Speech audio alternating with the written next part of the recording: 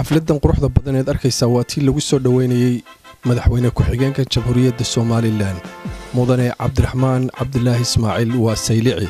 dad aad u tiro badan oo geesaha magaalada Seattle Washington ka yimid ayaa isu soo qaban qaabiyay maalinimadii Jimcihii oo maanta ka soo degay gegida diyaaradaha SeaTac International Airport Seattle haddaba dadka halkan fadhiya waxa u diyaar garoobeen tusayaan iyagoo waji furnaanta iyo niyad samida wanaagga badan ee u hayaan qofkii jaga Soomaaliland haya oo ugu sarreysay ay noqotay inuu noqday u yimaaday maanta madaxweyne ku-xigeenka Mr. Saylici dadkuna ay leeyihiin soo dhawow warka magaaladuna oo aad soo dhex maraya haddaba wajiyada quruxda badan ee halkan fadhido ayaa waxay nasiib u yeesheen dadka iyagu noqda inay xafladan ka soo qayb galaan caawa isku warami doona insha Allah hadii ka dhigo boqolka aad baad maasantii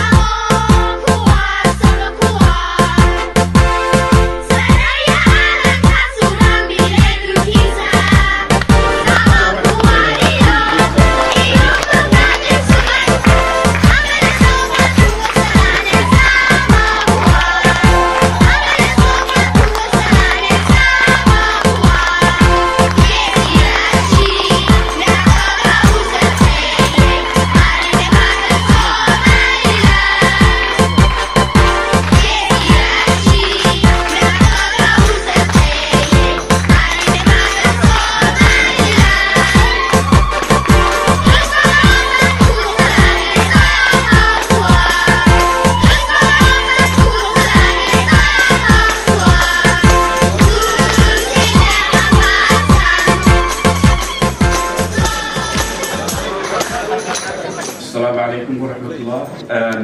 مرة هلا وحنا بلعبنا حفلة تيلي لكن مثلا في جمهورية سومالان عبد الرحمن عبد الله إسماعيل سيدي الموكل وجامعيو وحنا نفسه رواد سيارة ولنا سدي بقشرنا سباقتين حتى وحنا بلعبنا سريع على هنشة آية القرآن الكريم فأقول أخي الشيخ يوسف يا أيها الذين آمنوا اتقوا الله وقولوا قولا سديدا يصلح لكم أعمالكم ويغفر لكم ذنوبكم ومن يطع الله فرسوله فقد فاز فوزا عظيما إنا عرضنا الأمانة على السماوات والأرض فأبين أن يحملنها وأشفقن منها وحملها الإنسان إنه كان ظلوما جهولا صدق الله العظيم ولك يا شيخ يوسف أيضا القرآن كنا أقرأ له نقام فعو وأنا معتزيه هذا waxaan ku soo dhaweynayaa mikrofoonka gudoomiyaha qabanqaabada soo dhaweynta wafdiga hogaaminayo madaxweyne ku-xigeenka jamhuuriyadda Soomaaliland Cabdiraxmaan Cabdilaahi Ismaaciil Saylici waxaan rabaa inaan u yeero ninka la yiraahdo Faysal Xaamud Jibriil oo runtii la'aantii arrintan inoo suura gasheen Faysal u soo dhawow marka hore halkan waxaan mahad ballaaran uga dirayaa madaxweyne ku-xigeenka jamhuuriyadda Soomaaliland mudane Cabdiraxmaan Cabdilaahi Ismaaciil Saylici inaan ku soo dhaweeyo magaalada Seattle iyo gobolka Washington aniga oo ku hadlaya magaca guddiga qabanqaabada ee tijaariyadda Soomaaliland ee Seattle waxaan leenahay madaxweyne ku-xigeenka ku soo dhawow Seattle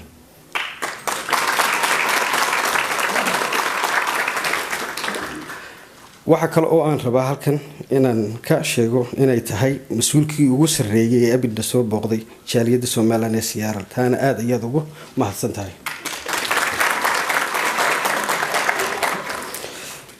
waxa kale halkan mahad gaar ah aan u jeedinayaa dadkii ila qabanqaabiyay xafladda tan oo magacooga halkan aan ku soo koobi karin marka speaker-kayga ugu horeeyay maanta waxa weeye ninka la yiraahdo Khadar Ibrahim Warsame ugu horeeyay madaxweyne ku-xigeenku Welcome to Seattle, Washington. aad baad maadsantay meesha fogaad nooga timid sharaf bay noo tahay ummadii markii ay meel isku timaado aaraa iyo waxay isweydaarsan wixii afkaar ah ummadda reer Soomaaliland amba guud ahaanba dalkan shacbigiisu waxa ay doorteen oo ay wadadiisa qaadeen in ay wixii ay wadaagaan waxay ku midaysan yihiin ila ka wada shaqeeyaan wixii lagu kala duwan yahay afkaara sida ummadaha adduunka ay horumareen kuwan aynu la joognay imka qarbiga mar walba waxaad arkaysaa iyagoo ka wada doodaya waxa ay ka midaysan yihiin ee fikirka ah. waxaa ka mid ah matalan sida waxbarashada, caafimaadka, daryeelka dadka waaweyn, daryeelka bulshada, difaaca qaranka. marka ummadii wixii ay ka midaysan yihiin markii ay ka doodaan waa fikir caafimaad qaba. horumarkana saasaa lagu gaadhaa. ummadana markii ay wixii ay ku kala duwan yihiin ama fikra ama dee kala ra'yi ah wuxuu noqonayaa wax aada u yar oo waxa lagu midaysan yahay ayaa ka badan. taasana horumarka lagu gaadhaa. haddaba fikradda Khadar Ibrahim uu sheegay runtii waa mid aad u fiican loona baahan yahay bulshada Soomaaliyeed inay meel kastoo ay joogto ku dhaqanto, horena u sii qaado, horena u sii dhigto ereyada noocaas ee xoog leh ee dirimaad kale ee doonaysa inay bulshadeeda hore ugu sii dhigto. balse habeennimadii waxa isagoo halkaa ka muujiyey runtii wacdaro aad u dheer oo isagoo aan odhan karayo wuxuu ahaa ninkii stageka qaatay waa Khadar Macalin Qaasin. waxaan odhan karayaa magaalada Seattle inuu caan ka yahay ama North America meelo badan. waa nin mutacalin ah, waa nin hal abuur leh oo bulshada aad moodo ereyada uu ku hadla ay always yihiin qaar macno u sameynaya kana hadlaya waqtiga lagu jiro iyo macnaha gabayada ama tixaaha uu tiriyana ayin qaar tilmaan dheer leh. haddaba habeennimadii caawa ahayd ee lagu soo dhaweynayay xafladda quruxda badan madaxweyne ku-xigeenka Jamhuuriyadda Soomaaliland Master Saylici waxa uu soo talagalay suugaan yar oo gaaban oo uu yiri magaceeda waxa la yiraahdaa maansada soo gobaad. bal waa kan Khadar oo ka horeysiya hadal runtii aad u xiiso badan intaanu maansadiisa u gelin. بسم الله الرحمن الرحيم الحمد لله رب العالمين والصلاة والسلام على أشرف المرسلين وعلى آله وصحبه أجمعين. يا سلام أنا أقول هذا يوم مقع جاليد السومالان عاوة سودوين تأوفر ذا مرتدين شرفت له وحان marka ugu horeysa mudane madaxweyne ku-xigeenka Jamhuuriyadda Soomaaliland mudane Cabdiraxmaan Cabdilaahi Ismaaciil Saylici, wasiirka dowlaha waxbarashada mudane Axmed iyo dhammaan wafdiga ay hogaaminayaan, waxaan aad ugu mahadnaqayaa safarka dheer ee ay inoo soo galeen oo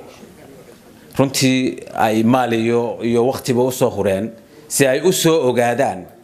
duruufaha dadkooda ay hogaanka u hayaan doortay, duruufaha ku haysta ama ay ku qabaan daafaha adduunyada oo ay ilaa iyo caawa Seattle ilaa dalal fara badan ay ku soo gala bixiyaan. waxaan leeyahay taasoo muujinaysa ahmiyadda ilaa xadka ay danaynayaan ummadda dooratay ay hogaanka u hayaan. waxaan leeyahay thank you waa mahadsantiin. Ibrahim baan ugu daray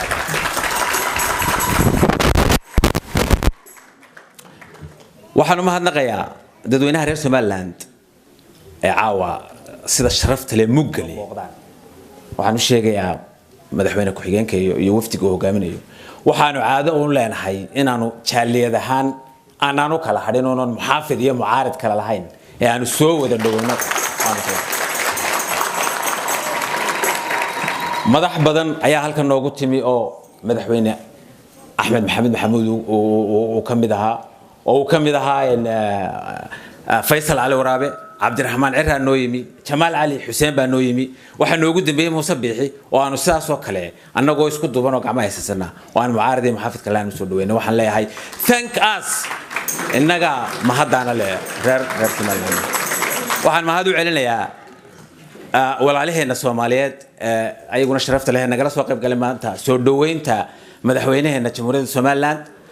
ayagana waan u mahad celinayaa. waxaan leeyahay waa mahadsantiin marka ay madaxdiinu noo timaado halkan inoogu timaadana sidaas oo kale ayaanu idinla soo dhaweynaynaa insha Allah taala. idinla waa mahadsantiin. waxaan mahad u naqayaa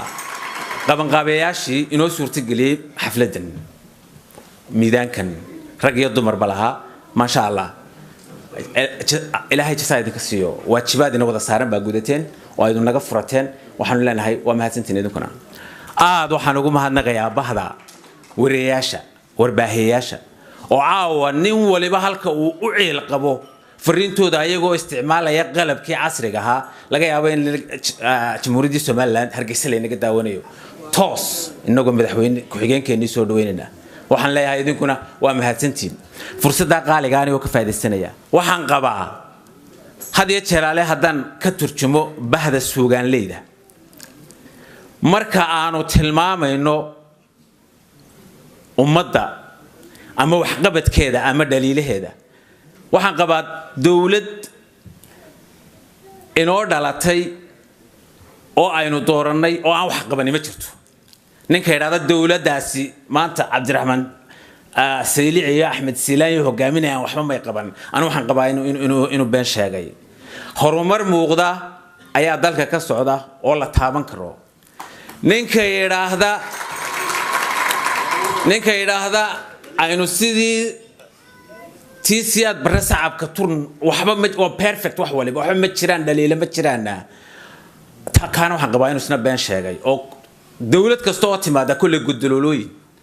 iyo meelay leedahay dalkana waynu wada ilaashanayna annagu markaanu bahda suugaanta nahay waxaanu always tilmaanaa meelaha ay gudaloolooyinku ku jiraan aanu war halkaa tuug halkaas daloosha war halkaa gufeeya war ayaanu gabayada ku sheegnaa markaanu hadlaynana had iyo jeer burku wuxuu ku dhacaa dee madaxda ama madaxweynaha ama madaxweyne ku-xigeenka haatee ayuu burku ku dhacaa waxaan qabaa shakhsiyan in dee ay iyagu ka sarreeyaan qabiil iyo meel yaroo hoose iyo waxaa jiray aan idinka yar qosliye inkastoo waqtigu nagu yaryahay nin bacaluu la odhan jiray allah yarxamo nin aad u karti badan oo fariida buu ahaa oo yacni soo jeeda inta uu leeyahay waxay ahayd in aad u gaaban buu ahaa subxaan allah dhulkuu ku dhegan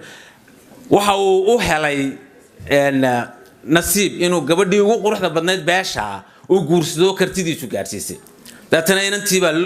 la siiyey habluhu hadee jiraalo waxbay xanaakadayaan way xanaakad badan yihiin maalma ka yidhahdeen naahee dheheblaayo ninkaagu aad buu u gaabanyay subxaan allah balaynu qiyaasno caws dhudhuna bay soo sameeyeen dhudhu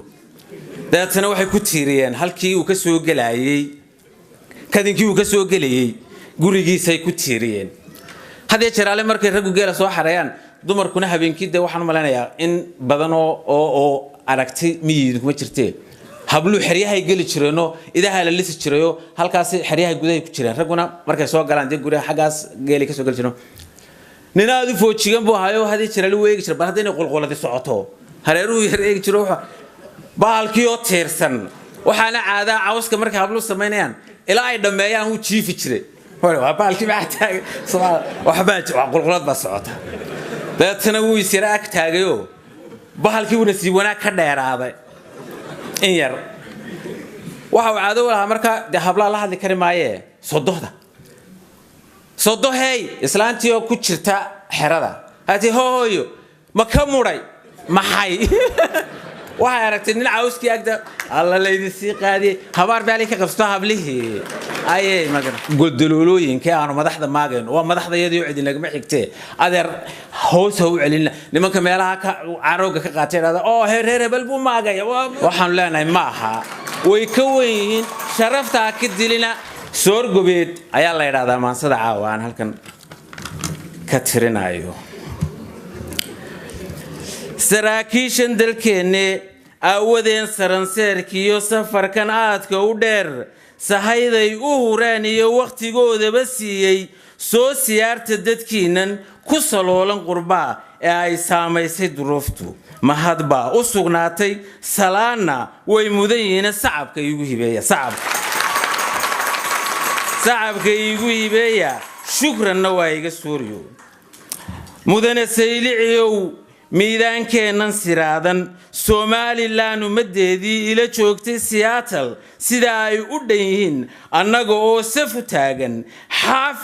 muxaafid saaciidatiin iyo mucaarid seefta u haystaba saddexdii xisbi caawa saaxadda ayay ku dhan yihiin iyaga oo sida loolka soohan oo isku duuban bay soo dhoweyn aad u ballaadhan idinla sii sugayeeno waa kuwan soogan hortiinne abshiruu yaa sucamaa assalaamu calaykum soo dhowaada walaal sadarkayga labaadna bakhayl baa ka sagsaaga bakhayl baa ka segsaaga sad ninkiile u yaale madaxweyne siilaanyo sayliciyow laftigaagu maamulkan aad u sarrayso siyaasaddiinna ku aadan somalilan dibdhiskeeda si fiican baa u wadaano subixii alla keenaba horumar baa ku siyaado oo sumcad baa ku hesheeno taariikhda idin suntayso oo credit baan idin siiyey haddaanse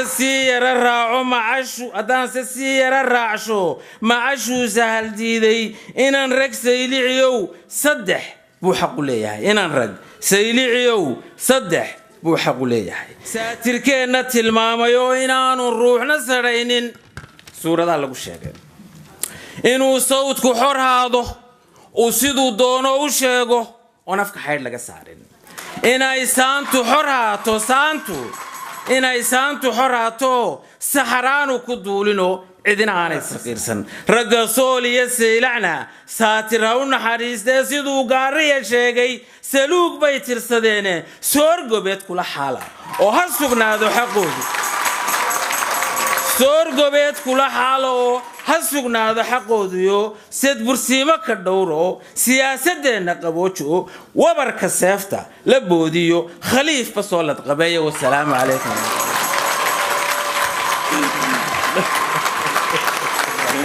saaxiibkaya ku soo dhawo maxamed horta sideedaba hadalka haddii lagaaga horeeyo oo weliba nin aftaham oo qadar oo kale kaaga horeeyo dee waxuu kuu reebaaba yar mudane madaxweyne ku-xigeen waxaan kugu soo dhaweynaynaa gobolkan Seattle dadweynahan goobta joogay waxay kugu soo dhaweynayaan gacmo furan waxayna ku faraxsan yihiin imaatinkani adigoo madaxweyne ku-xigeen inaad noo timaado sidii hore ay u sheegeen waxay ku leeyihiin mahadsanid waxayna diyaar u yihiin inay ku dhageystaan si aad warbixin dalkii gudihiisii uga siiso waxaanse kuu sheegayaa sidii hore loo cadeeyay bulshada rayidka ee halkan joogtay inay ka tirsan yihiin oo ay ku abtirsadaan dhammaan xisbiyada qaranka waxayna goosteen in adigoo astaantii qaranka sita ay wadajir kuugu soo dhaweeyaan magaca aad huwan tahay ee madaxweyne ku-xigeenka waxaan ku soo dhaweynayaa cabdiraxiim sida uu sheegay maxamuude horta hadalkii waa dhameeyay runtii waxa la yidhi aniga haray hadal looma yidhaaho maxay ahayd tooy ninbaa wuxuu yidhi qurwallihii wuxuu yidhi qur-aan buu yidhi qulhuwalla isku fuuqsaday yaa horta khudbadii hadday jirto khadar macallin ayaa horta khudbadii isku wada fuuqsaday yaa weliba khaasatanna waxaan salaamayaa martidan sharafta leh ee uu hogaaminayo madaxweyne ku-xigeenku cabdiraxmaan cabdilaahi ismaaciil saylici soo dhawow madaxweyne ku-xigeen aad baan ku soo dhaweyn haddana reersiya dhalinyartana kolley waxaan hadda u yeerayaa nin la yidhaha cambuulo oo nin dhalinyaro ah madaxweyne ku-xigeenka laakiin anigu 2 hadal baan odhanayaa hadal waa hadal ku saabsan ictiraafka Somaliland hadalna waa hadal ku saabsan biyaha oo dhibaatooyinka maanta ka jira Somaliland qaybo kamid ah Somaliland waxa kamid ah biyuhu waa nolosha oo biyuhu waa daruuri in dadkaasi ay wasiir helaan ama ay xil helaan ama ay wax kale helaan waxa kaga muhiimsan biyuhu waa nolosha bini'aadmiga marka in biyo la helaa waa important waxaan madaxweyne ku-xigeenka kula dardaarmayaa in arintii biyaha uu madaxweyne ku-xigeenku dabagalo oo arrinkaasi aanu noqon arrin laga seexdo arrinka biyuhu taasi waa ta ictiraafkay noqotay ta ictiraafka bergii dhaweed ee ictiraafka bergii dhowtay ee booluhu ka dhacay Afrika ayaa waxaan keenay fikradeedaas waxay haddaynu 2 markabo ariga u rari lahayn baashi Liberia iyo Guinea inay ictiraafkeena siin lahaayeen marka madaxweyne ku-xigeenkana waxaan kula dardaarmayaa bal ictiraafkan aynu ka raadino ninka saanta cad inaynu afrikaankana ka raadino oo aynu meelo badan oo inaan gelin oo godad kale oo inaan gelin ictiraafkana loo maro taana madaxweyne ku-xigeenka kula dardaarmayaa ugu weyn waa taabiyaha waxaad moodaa haddaba waxaa meesha ka hadlay inay rag u badan yihiin laakiin iyadu waxaa isku qaadatay qaybtii dumarka oo halkaa runtii hadalla ka duwan hadaladii la sheegayay oo dhan ka soo jeedisay Saynab ood arkaysa sida ugu taantaansantay ama dareenka shakhsi ahaan ee ay qabto iyadoo bulshada reer Seattle Washington fariin faraysa waatan waxaan salaamayaa madaxweyne ku-xigeenka iyo diyuufta kale la socota waxaan kaloo mahad u celinaya dadka qurxaa badan ee maanta halkan kasoo qayb galay waxaan doonayaa anigu inaan halka hadlo insha Allah wax yar oo badnayn in badan waxaan daawanaa miidiyaha waxba naguma seegana wadankii laakiin waxaan kulli wax naga dadan baa jiro noo sheegi doonto waxaan sheegay caawina halkan ka weydiiyo madaxweyne ku-xigeenka Somaliland mudane Saylici dadku way cabanayaan East and West wadankeena waa laga qaylinaya waxa loo qaylinayaa kulli waa tabashada jirta qofna iskama qayliyo marka waxaan weydiinayaa madaxweyne ku-xigeenka Saylici dadku markay cabashada idin soo jeediyaan waxay jecel yihiin inay madaxweynahooda arkaan oo sidoo kale loo soo hor fadhiisto sida adiga hadda su'aalo lagu weydiinayo oo loo weydiiyo markay dadku u yimaadaan su'aalahooda weydiiyaan oo si fiican ay maaragtay waxay doonayaan tabanayaan face to face madaxweynihii iyo adigaba la idin arko oo dadkii aqancisaan wixii aad kari kartaana maaragtay kana madaxweyne ku-xigeenkeeni Saylici sidoo kale aan isugu nimaadno mid baan idin sheegay idinka qudhiina Somaliland maalinta iyo tiin meel qabanayo dadkan oo dhan ma arkaan wallahi waayo inaga dhiig baynu leenahay spirit baynu ku jira wadan baynu leenahay qaran dhameyn meesha u joognaa hadayna Somaliland inagu sheegin yaa sheegaya Somaliland maalinta la qabanayo baliisaan idin wada arko wala hadaynu qaban aad u maasantiin haddaba waqtiyadan dambe aynu ku jirna waxaad moodaa isbedelo badan inuu ku yimaado dhinaca suugaanta laakiin waxa aad iyo aad xiise gelin gaar ah leh nin da'yar oo magaciisa la Moogayere uu kaga dhawaajiyay kabanka sidii la yaqaanay ama dhagaha dadka habka ugu soo dhacayna ahayd mid dadka qaar ay dooneen inay taagni ku bilowdaan iyagoo markaa suul dhabaale aad moodo labada inay isku garaacayaan farta iyo anta laakiin waxay noqotay mid dadka loo digay oo leeyahay please dib u fadhiista heestana wanaag qurux badan ku daawada quruxda iyo maamuuska iyo habka uu tumayo stage-kiisana uu yahay runtii mid aad dadka u xiise geliyay waana kan Moogayere iyo heestiisa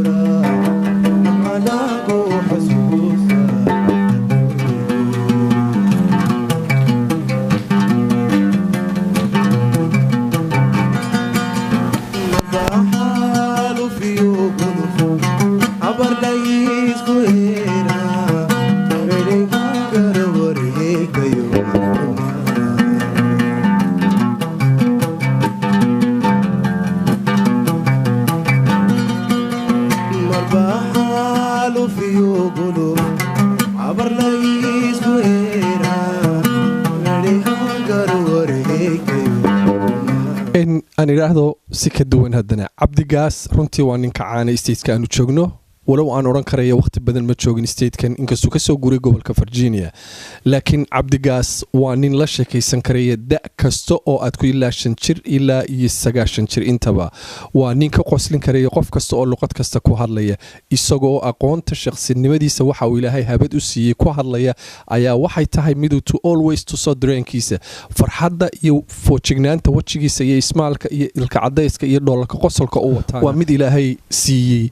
haddaba waxaan u malaynayaa haddii lagu fasaxi lahaa stageka habeen dhan wuu hayn karaya isagoo oo gabayo qosol majaajilooyin kala duwan hal xidhaalayaal iyo intaba wadi kara oo ka sheekaynaya taariikhaha aynu soo marnay balse waxa uu yidhi caawa waqtigaa badan ma haysto laakiin waxaan jecelay inaan in yar ka sii daayo waana waa deyntii taqaana way taqaanaaye waxaan imaka soo baxay anigu waan ka horreeyey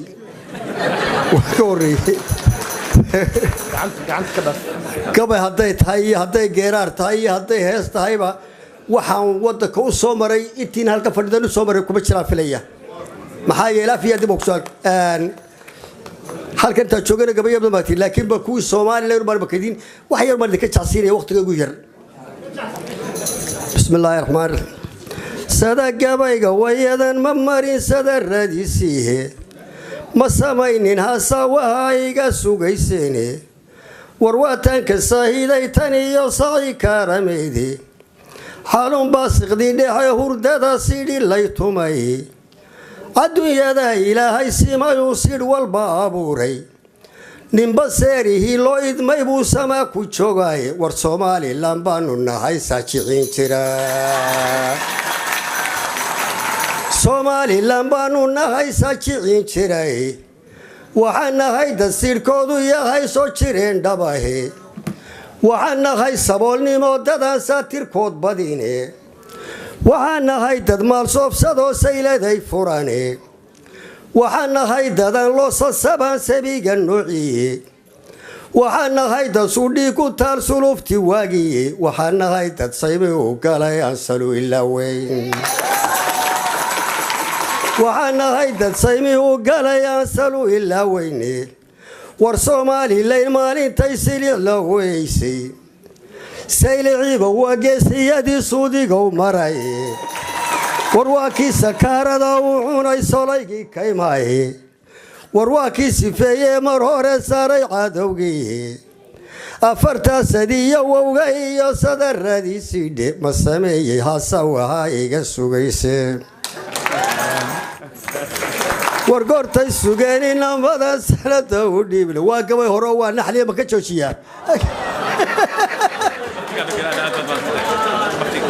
waxaa kaloo isaguna aad runtii stageka uga muuqday Ibrahim Carabi oo isagu bal fikradihii meesha ka hadlayay ama dadkii hadallada ugu soo talagalay mid ka duwan sheegay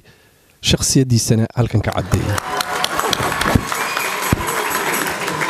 waxaan filayaa dadkayga oo dhan baa wada jooga sacabkiisa looga golacayaad arkaysaa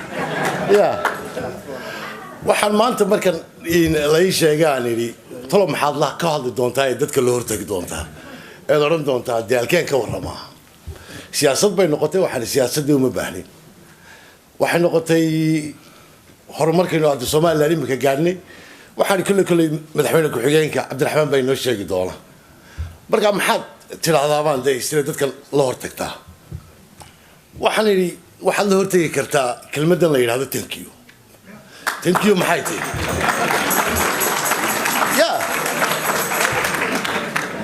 thank you Cabdiraxmaan fursadda noo siisay inaan caawa halkan isku nimaadnayno intaydaasoo ruuxi isku aragno thank you dadkii qabanqaabada sameeyey wanaagsanaaye howlgalaya magaranaysa sacrifice-ka sameeyeen iguna aad bay u mahadsan yihiin thank you nabadgelyadaynu ku jirnay ee waddankeena aynu hadda ku haysanayno horumarka ku gaadhnay thank you mashaariicda iyo dariiqyada anu Hargeysa tagaa iyo Somaliland intiisa badan barboorama intaba waan tagaa waxaan arkaa isbedel baan arkaa mar walba waddankeena aad ku arkayso especially waliba dawladda nimaka u dambeysay ay samaysay oo aad u wanaagsan nabadgelyo aad u wanaagsan xitaa aniga carruurtaydii maanta sanad bay u tahay inta Hargeysa joogay oo uga doorbiday inay xagga joogaan halkan ayna ku dhasheen haddaba anoo sheekada waxba aanad igu sii badinaynin oo waqtigana aad inoogu yaryahay cabdiraxmaan mar labaad baan ku celinayaa thank you aad noogu timaada halkaa haddaba waxaanu soo gaadhnay goobtii la isugu yimid ujeedadii ugu weyneyd ee ahayd madaxweyne ku-xigeenka jamhuuriyadda somalilan waa mudane cabdiraxmaan cabdilaahi ismaaciil saylici oo aad moodaysay dadka badidiisu inay shakhsiyad gaara yaqaanaan kadib markii ay aad iyo aad uga ogaadeen ama youtube ka daawan jireen fiidiyoyadiisa kala duwan websaytyada kala socdeen internetkan idhaahdo iyo satellaydyada dhishka ee fiidiyoda laga daawado tviyada live-ka ah haddaba dad badan ayaa iyagu aad moodaysay inay aqoon gaara u leeyihiin sida ay ugu tootoosanayan ama diyaarka ugu yiin iyo dhoolla cadeynka ay samaynayaan marka uu stageka soo fuulay iyo sida qiimaha leh ay ugu soo dhoweeyeen iyagoo dadku aada uga mahad celinaya imaatika ugu yimid statekan of Washington waa gobolka Mareykan ah waxaanu ku bilaabay hadaladiisii sida tan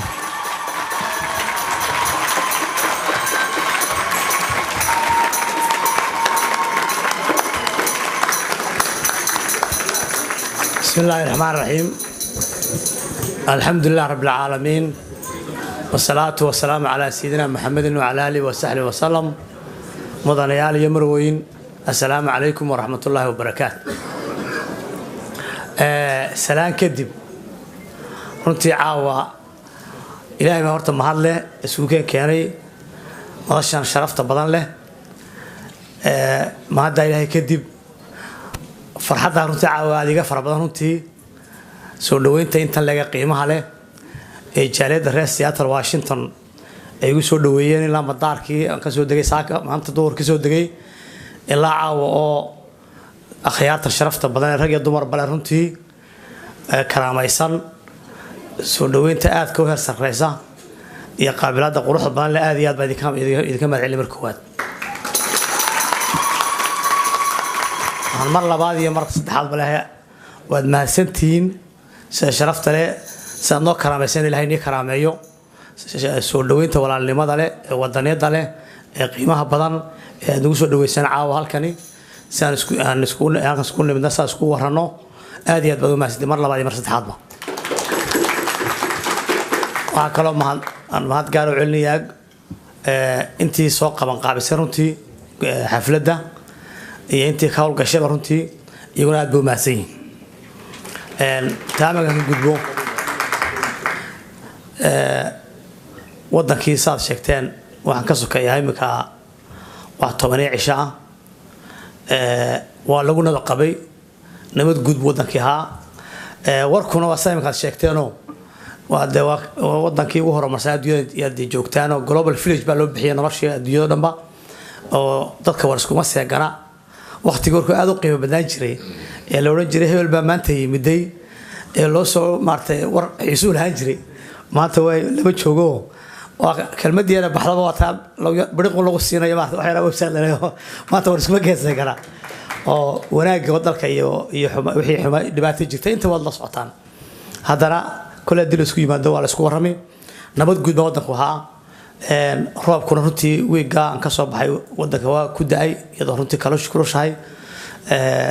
oo qaboobay oo runtii markii biyo dhaamis aad looga baqayay intaa baan ka imaado ummadda reer Somaliland waxay maanta halku soo gaadhay runtii sidaad iguma sheegteen dadka isku ra'yiga isku waxa malaha waa mudacafkood baa leedo maskax iyo muruq iyo maal bay Soomaaliland laga soo bilaabo koob iskaashi markii xorriyadda la soo noqotay waxay isu geysay maskaxdeeda iyo muruqeeda iyo maalkeeda isu geysay taas keentay in maanta halka soo gaadho dad badan oo maanta inaga hooseeya oo leena Allah u naxariisto kuwii hore soo martay dalka ugu soo halgamay iyo kuwii nabadeynta ka soo shaqeeyba waxa la soo maray dariiq dheer sidaad sheegteen in walba inuu ku soo diray dalka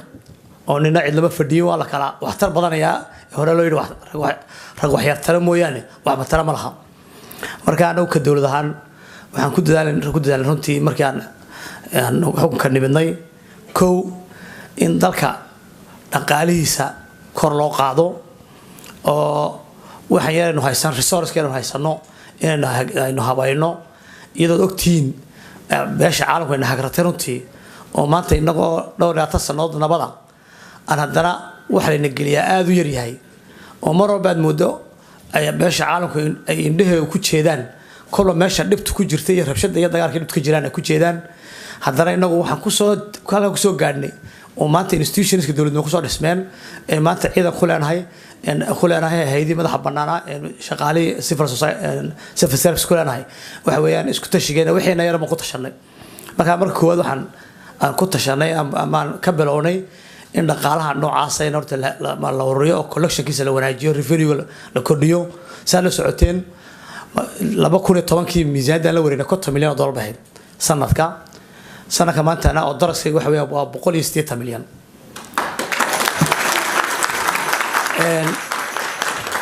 sanad walba waxa 30 milyan ilaa 40 milyan baa lagu soo darayay kolba la tijaabinayay iyadoo ogtihiin dee dal soo burburanahayna oo dadku maartay wax badan dee dowladnimada wali ay awood badan lahayn dadku kulli cashuurta meel kasoo jooga cashuur dadka ku adag tahay oo dee dadka la barayay waxaan alxamdulillah soo gaarnay inaan maartay halka maanta gaarsiino taasi waxay keentay markii dhaqaale la dhisay la xoojiyay ee collection fiican la sameeyay ee meesha aan ugu nimid example inay maalinta ka soo baxda 100 milyan oo Soomaaliyeed waxay imika aan gaarsiinay waa 500 milyan oo Soomaaliyeed hadayna customka kala bayd oo chatka ka soo qaad ugu badan Soomaaliya lagu cashuuro waxaan ugu nimid maalinta xilka la wareynay 100 milyan per day maanta waa 500 milyan yani waxa weeyaan lacagtaas way jirtay waxa weeyaan de collectionki waxa loo revenue si fiican loo marka loo habeyn waxa la gaarsiiyay halkii uu sareysay haddana wali waxaad moodaa wadankeena wali waxaan ku tiirsanahay wali customs revenue customs la wali ilaa maanta ku tiirsanahay waa wajis aan ahayn sax ahayno dalku wuxuu ku dhismaa waa in la revenue-ga waa sad wadanka joogtaan la socotaan waa cashuuraha bariga wali taa dadkeenu dee uma bislo milyaneerkii baa markuu 10 milyan macaasho wax ku oranaya waxba sanadka ma helna milyan baan helaba ku oranaya wali loo way baan u jirnaa laakiin waxaan taa qudheedan dadaal baan ku jirnaa waxaan tira koobnay 7 magaalo eedaa inta guri ee maartay cashuur laga qaadi karo for example taqaanina cashuurta bariga ama laga qaada waxa weeye waa guriga la kiraysto guriga la seexanay ma guriga la seexanay ardayda dawladda hoose baa lagu leeyahay guriga laga raba cashuurta dawladda dhexe waa guri kiraysan waxaan tira koobnay guryaha waxaan ugu nimidnay in maartay cashuurta barigu waxay ka ahayd boqolkiiba wax ka yar 10 waxaan riixnay waxaan gaarsiinay ilaa boqolkiiba 30 wali haddana lacagta wali ma dhawo lacagta dalka lagu dhisay waxa maanta wadanka qurux badan leh highway neemsa loo sayahay waa cashuuraha maanta dalka bixinayo tii waxay keentay markaa dhaqaale soo kordhayn dawladda awooday inay darajada ciidanka bixiso shaqaale lacagta loo laabo wadooyin wixii la dhis kale la dhiso maartay waxyaabo basic ah ee biyaha iyo maartay caafimaadka iyo waxbarashadii oo inta badan waxyaabaha 20 ka soo joognay hay'adaha caalamiga naga caawiyaan wax weeyaan waa inta basic service-ka waa biyaha caafimaadka iyo waxbarashada haddaad maqashaan hay'adda UNICEF iyo hay'adda UNDP iyo waxaas maqashaan inta badan wax naga caawiyaan waa Soomaaliland qiimo weyn buu uga fadhiyaa waa kuwa aan lagu soo moodo dalka soo dhisay maanta ummaddan soo gaarsiiyay haday tahay xaasaska iyo qoysaska danyarta iyo haday dhismaha dalka tahay iyo haday maalgelin tahayba runtii waxa xisbi macaarad iyo maxaafid baadana maalgelintiinu waa qaybta ugu weyn oo anaga haddaan macaaradkii wali baa 8 sano xisbigii ugu adkaa macaaradka 2002 ilaa 2010 8 sano ku soo soconay qaybta ugu weyn iyo qurbijoog ku lahaa dhaqaalahan in waxaan ugu dardaaraya intii naag joogtay qurbijooga iyo inta maqlaysaba inaad idinku tartanka ka jira iyo halkaasi cidii inta timaada waa ka xisbiga waa nin qaran ka xukuumadda ka waa nin qaran tartanka halkaas u yaalay idinku wax dhiskiinu ha noqday wax dhistaan ha noqday wax duubiyaalna noqonin kana midaysnaataan sidii maartay milada iyo qarankii Soomaaliya ee higsan loo gaar lahaana inaad ka midaysnaataan baan ugu dardaaraya arinta xawaaladaha runtii kamaan yareysan xukuumad ahaan ilaa markii Ingiriisku bilaabay iyo imika tan Mareykan ka bilaabayba madaxweynaha Axmed Maxamed wuxuu soo qoray warqado soo qoray marka Ingiriis soo qoray halkan uu soo gaarsiiyay maalinta waxa la kulmay xildhibaanka la Keith Ellison reer Minneapolis oo ah marka wuxuu ka tirsan yahay guddiga financialka maartay Congress-ka Mareykanka wuxuu ku jiraa dadka u halgamaya ama ka hadlaya in laga joojin guud ahaan geyga Soomaalida in laga joojinin xawaaladaha waanu sheegnay xitaa inagu warqadan soo qoran treasury-ga madaxweynuhu warqad toos ugu soo qoray treasury-ga Mareykanka waan ku jirnaa kama maqnin meel fiican oo inoo maraysaa warqadii xitaa madaxweynuhu soo qoray waanu soo forward gareynay xildhibaankaasi si isnoo maartay ugu hawlgalo warqad kale oo baahan yahay waan ka wada hadalnay waan soo gudbin doonaa insha Allah anagoo cidna saa hore anigu sheegay madaxweynuhu sheegay anaan kala cararin xisbiyada tada kala cararin waqtiga suuragal ah doorasho wanaagsan oo xor iyo xalaal ah oo waxay naga xumaynin ila doorasho gal lama dhahdee bariga anagu macaarid kayn oo oran jirnay waqada anagu warta kororsiimada kooda kama hadalbe tii labaad tii saddexaad ka qeyli jirnay imika soo aad moodaa والله سعد مودين يردق دقيانو يدو السنة كان انت سي قيلين aan sharci ku joognaba marka ayaan wakiid taayno soo international committee soo dhaxgashay ninaad u qiimo badan farax macalin xildhibaanka ayaa noo yimid wuxuu yiri oryaanahan warnaga macaarad hayn buuri barigi Kenya kale waan ku degdegnay buuri tii aan ku degdegnay way dadkii waan ku dhimanay buuri waxba degdegnay doorasho fiican oo yaalni qaatay doorashada ku degdegtaan oo dibadda ku duntaan ha ku degdegnay buuri magaaleena maanta ummadda reer Soomaaliya oo doorasho diyaar baan nahay laakiin doorasho waxaan rabnaa aan dalku inaga burburin sababtoo ah laba doorasho aad u qiimo badan ay saaran yaamka saaran waa doorashadii madaxweynaha ku-xigeenka iyo doorashadii golaha baarlamaanka haddii marka aanan la helin kaad dad tirsan oo la yaqaano dee waynu isku dilanaayo reer baa ku shubtay iyo reer baa xisbiyo baa ku shubtay yaa iman doonta taasina in dalkii naga burburo midkeena diyaar uma aad iyo aad baad mahadsantiin mar labaad mar koowaad waan mahadnaqaynaa Seattle waxaan halkaa waxaan runtii culays ugu maaha oo in halkaa waxaan soo maray inaan dadkaygaan arko oon yani wax kale haddii aan iga faa'iidi waayaan isku imaadka maanta isku timaadeen in badan kala maqnaydeen waxaa laga yaabaa 4 sano 5 sano sarag in isku yimaadaan markay madaxdu timaado taa qudhida yaan dareensanaa iyo inaan ugu dhukaan arko oon dadka arko oo waxba culays iyo daal runtii ugu maaha sababtoo wax walba iga biirayaan marka dadkayga oo midaysan oo soo qurux badan imaado iyo daalka sayga baayaan aad iyo aad baad mahadsantihiin assalaamu calaykum warahmatullahi wabarakatuh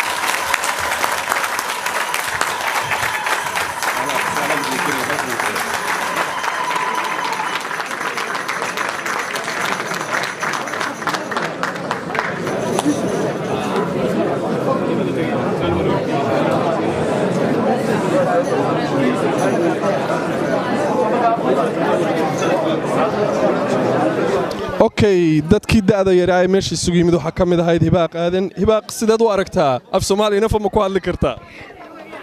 It was very amazing. I really liked it. It was really nice seeing the vice president. That's the first time you ever see anybody from it was that position or any close to that. It was my first time. So what do you think? I think it was really amazing. I think you should come back. Thank you. What's your name? Liban Adan Mahmoud. Okay, Liban, sida caawa u arkaysa xafladda? Way fiicnayd and I think I'll go back to Somalia. Soon, inshallah, hadii la hayraa. Hay waxba si ka bedelin miyaa? Yes, nothing has changed. That's very nice of you. MashaAllah. Khair inshallah. aadan maxamuud ismaaciil ayaanu jeclaan soomaaliya dadkuna aad ba ugu yaqaanaan aadan cadde waa dadkii state of Washington ama Seattle Washington furayaan idhaahdo 30 sano min mise 40 mise waan ka yaray aadan ka yaray intee baan sheegay bal number qabs 22 okay 22 baynu ku jirnaa aadan sidaan la socdo maanta airportka joogtay caawa halkan aad joogtay xafladda sidaad u aragtay iyo soo dhaweyntii madaxweyne ku-xigeenka iyo fikraddu inoo soo gudbiyay talooyinka iyo isugu jirtay howlgalka intaba mahadsanid Mustafa runtii waa xaflad aad u fiican waa markii ugu horeysay xaflad noocan ka qayb galo intaan Seattle joogay jawigeeduna aad buu fiican yahay aniguna aad iyo aad baan ugu faraxsanahay inaan ka qayb galo intana ummado isku timaada meel waa wax aad loogu farxo ma qiyaasi karo jawigeega bil xaqiiqo iyo farxadda ay saacawa dadka hadda halkan naga daawanaya ama Seattle Washington TV-gaan ka daari doono ama website-yada naga daawan doona Seattle isbedel intee leeg ayay ku keenay madaxweynaha imaatinkiisa ama isku toornabashaha dadka jamhuuriyadda Soomaaliland mid aad u weyn baan oran karaa sababtoo ah sidii ay u sheegeen dadkii meesha ka hadlay waxa isku yimid 3 xisbi oo xisbi qarameeda oo intuba iyagoo midaysan ka qayb galay oo farxad iyo tamaashaad ka muujiyey meesha iyo kalsooni ay ku qabaan dowladdooda marka waxaan u malaynayaa inay ahayd imaatin aad u mideeyey ummaddii somalilan aad baan ugu faraxsanahay waa runtii waa sidaa meesha ka muuqata waad arkaysaa xafladdu way dhammaatay dadku weli ma bixin weli waa laysku meeraysanayaa dadkuna aad iyo aad ayuu hadalladii qiimaha iyo qaayaha badnaa ee madaxweyne ku-xigeenka Mr. Saylici ay aad ugu diganayeen kana sii sheekeynayeen balse cali ayaan isna jaan u saaray cali ibraahim nuur cali sidee bad xafladda caawa arkaysay si fiican baan xafladda si fiican bay u dhacday aad iyo aad baan ugu faraxsanahay waxaan ku faraxsanahay inaan madaxweynaha jamhuuriyadda Soomaaliland madaxweyne ku-xigeenka jamhuuriyadda Soomaaliland ku soo dhaweyno aad iyo aad si fiican bay u dhacday goorma kugu dambeysay wadankii waxa igu dambeysay 2013 ma xumid marka ma dhaw dad 30 sano ama meesha fadhi 20 sano anoo ka maqlaa 23 sano ayaa waxaan tagay 2013 aad baan ugu farxay si fiican oo u dhismay kumaadsantahay okay walaal mahadsantahay Somaliland markii ugu horeysay imaaday madaxweynaha Somaliland ka socda special Otherland ka socda so aad u fiicneed u wanaagsaneed waana ku faraxsanahay sidan iyo si leegna noogu imaadaan madaxda Somaliland بسم الله الرحمن الرحيم آدي آد بانوجو أيان ugu faraxsanahay inaan ka soo qayb galo xafladda madaxweyne ku-xigeenka Somaliland injineer Saylici si uu caman u soo dhaweynay reer Seattle aad buu ugu faraxsan yihiin inuu noo yimaado oo na soo arko oo arko qurbaha Somaliland dadka qurbaha jooga marka welcome maan leenahay caawa looma kala maqnayn mucaarad iyo muxaafid all Somaliland halkii wada joogeen marka waxaan leenahay welcome mar iyo 2 iyo 3 ba ku soo dhawow Somaliland ku soo dhawow Seattle Somaliland ku soo dhawow goorma wadankii kugu dambeysay mar waxa igu dambeysay anoo ka soo maqan muddo 8 sano ah waxaan tagay 2013 waxa isbedel aad u ballaaran baa ka muuqday magaaladii Booramo isbedeshay caasimadii Hargeysa isbedeshay airportkii it's masha Allah aad buu fiicnaa goorma kugu dambeysay adigana anigana waxa igu dambeysay almost 9 years and 2012 kii aan ku laabtay masha Allah Booramo magaalo aad loogu farxo oo loogu soo dhawaaday noqotay waxaan rabaa insha Allah naga siyaar haduu Ilaahay iraado oo caafimaadka noo daayo inaan wadankayga mar labaad ku laabto aniga ku faraxsan abaadi barkhad weeyaan on chance soo helay bal isagana inuu xogaa idhaa sidii ugu diyaar garoobay xafladan iyo sidii ay u dhacday iyo sidii ay u qabatay bal fikrad naga sii السلام عليكم ورحمة الله وبركاته هرتا جزاكم الله خير ولله الحمد والشكر سفاع بين ugu dhacday ilaahay mahad kowaad ilaahay baa iskale aad baan ugu faraxsanahay madaxweyne ku-xigeenkeena ama madaxweynaheena iminka isaga madaxweyne noo ah halkan Seattle inaan aad u soo dhaweyno sharaf bayna noo tahay community-ga reer Somaliland aad bay u mahadsan yihiin haddaba xafladii ka dhacday magaaladan Seattle Washington waxay ahayd runtii mid aad iyo aad u raaxo gelisay dadkii isugu yimid dareenkoodana sare u kicisay haddaba intaas ay ku soo gabagabowday waa anigoo Mustafa Kayd Xaaji Cabdi iyo Cabdi Kariin oo ah producer-ka showgan oo idin leh assalaamu calaykum waraxmatullaahi wabarakaatuh